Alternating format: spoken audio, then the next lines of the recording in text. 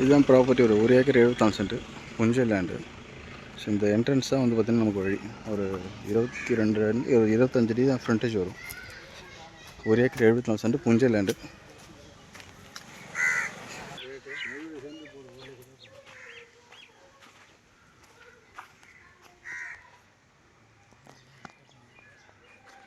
ஒரு acre 74 cent.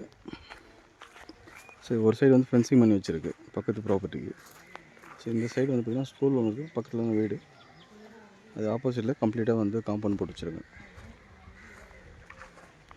புஞ்சை land, ஒரு acre 74 cent. பக்கத்தில் தோட்டம் இருக்குது.